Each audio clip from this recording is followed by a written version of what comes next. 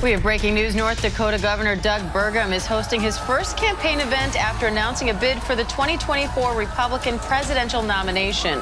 Burgum is the 12th Republican to join the 2024 presidential race. Let's listen.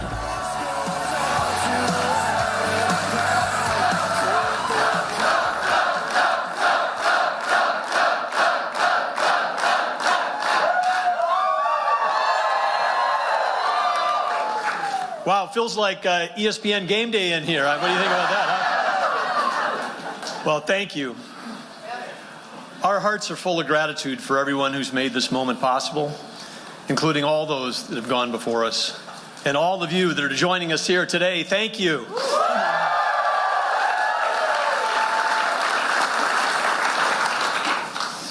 Catherine, I'm so grateful for you. Grateful to be on this journey with you. I've witnessed firsthand how your brave and powerful decision to share your personal story of recovery has touched countless lives. And through your groundbreaking work on Recovery Reinvented, you have literally saved lives. Catherine, I love you. Our state loves you. And I know America is going to love North Dakota's amazing First Lady.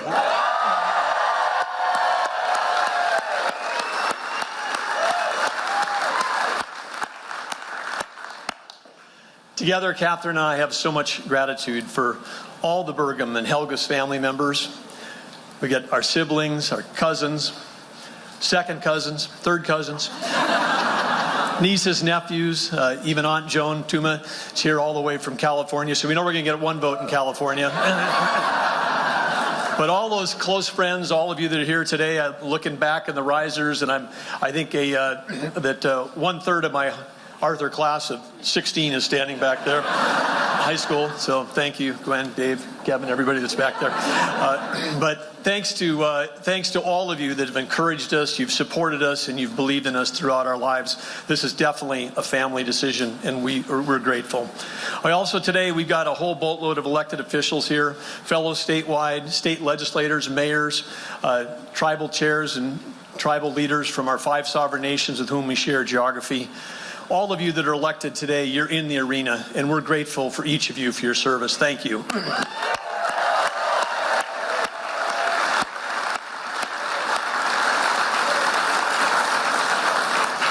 But especially we want to thank today the people of North Dakota, who we are so honored to serve. You took a chance on us in 2016, and that was another race where everybody said we're starting out as a long shot and a dark horse, so we think it's a good place to be. But I want to thank you all, because re-electing us in that landslide in 2020, our 40-plus point victory margin was the largest in the country of any of the 11 governor races that year. You were the ones that all made that happen. Thank you. Thank you so much.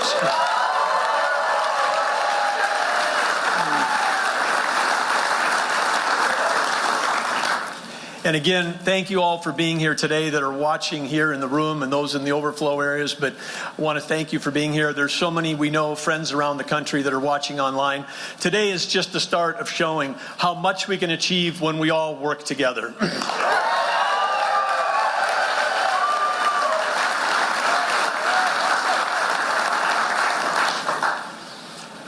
I grew up in Arthur, a tiny town of 300 people. Yeah! Part of the other 300 people that did grow up there too. But our parents were a gift. They taught us not just by their words, but by their actions.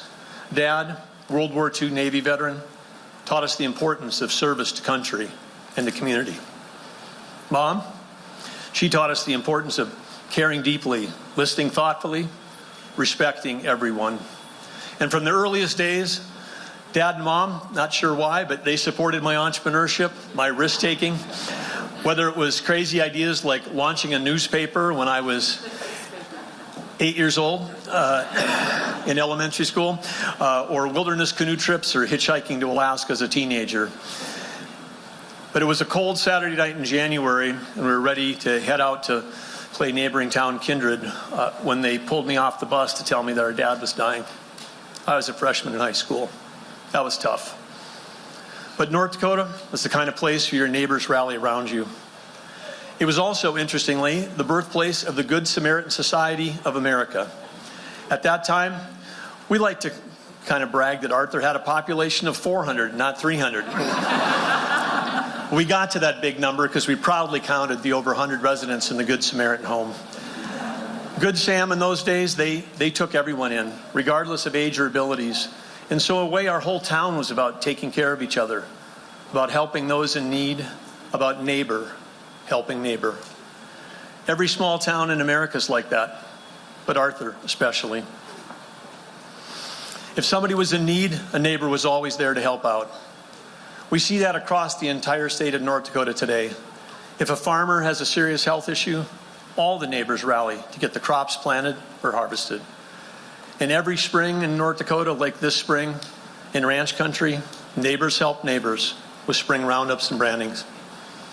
I'll never forget the way our town lifted up our family and supported us all when Mom had to go back to work after Dad died.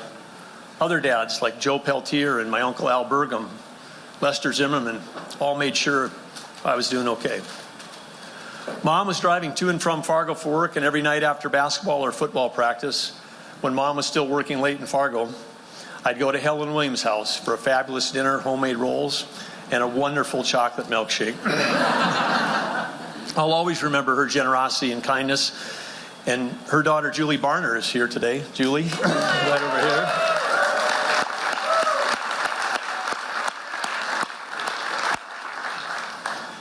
It shouldn't be a surprise that small town values have guided me my entire life. Small town values are at the core of America. And frankly, big cities could use more ideas and more values from small towns right now.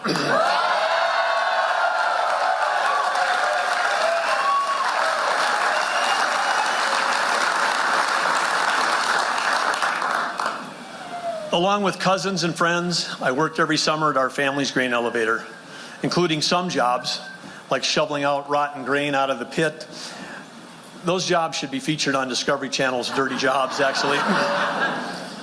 One time we were all so dirty and we smelled so bad from that rotten grain, we went across the main street to go to the Arthur Cafe, and Walt and Ann came out and said, no, we'll serve you out here on the curb. You guys can't come in.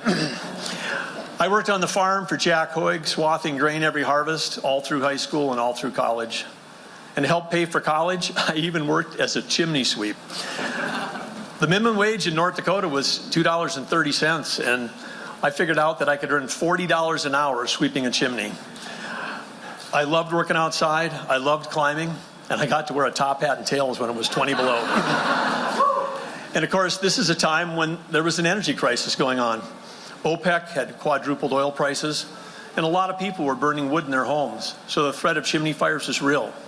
A clean chimney prevents those fires, so it was a chance to help people. And for me, the career had a real appeal, because when you're a chimney sweep, you have an opportunity to move up fast and always stay in the black.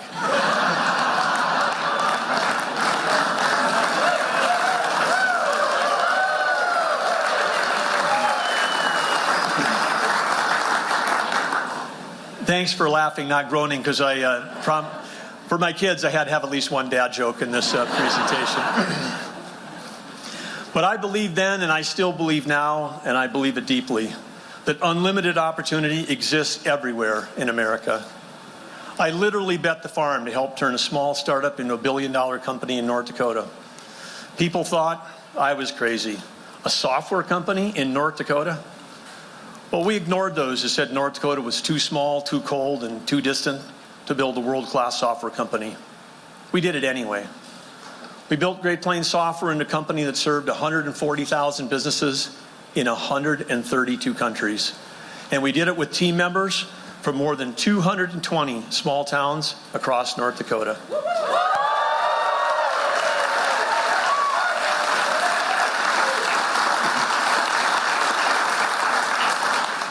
At the time we went public, we were one of the top 5 most successful NASDAQ IPOs ever, only in America.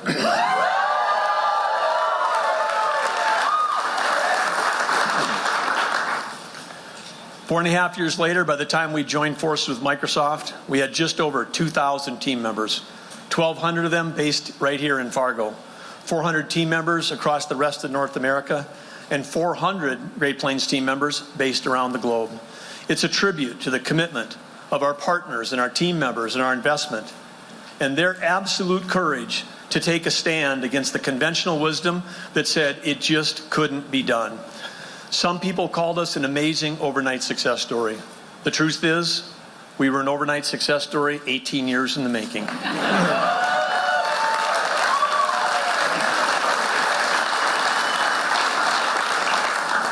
When you start a software company here, you need to be willing to go against the grain and reimagine what's possible. And that's exactly what we did when we ran for governor in 2016. We shook things up a bit. We cut $1.7 billion in spending our first year in office. We cut red tape and streamlined services. Working with other statewide electeds and the legislature, we balanced the budget every year. We bolstered cybersecurity. We brought life back to our main streets. We made record investments in education, strengthened tribal relations, built infrastructure, unleashed energy production, and diversified the economy. North Dakota is both growing and getting younger, one of the only states that's doing that. And we have the third lowest unemployment in the country and the highest workforce participation in the nation.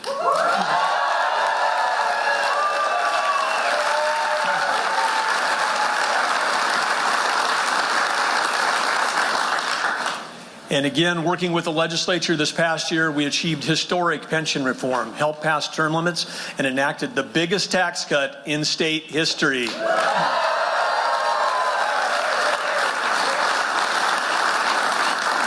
We know we can do the same for America.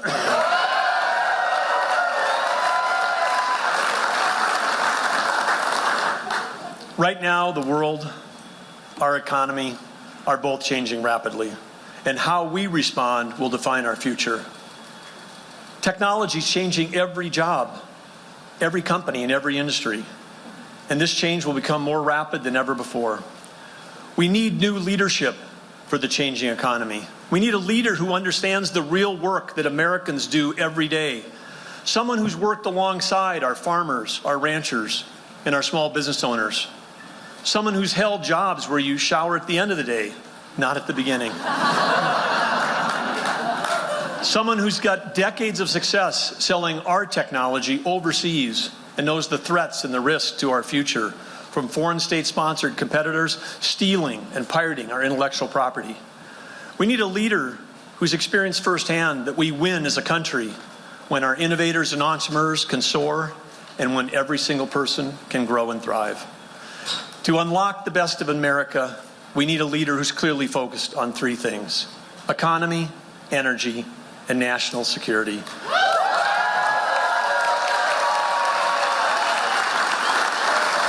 And that is why today I'm officially announcing I'm running for the President of the United States of America.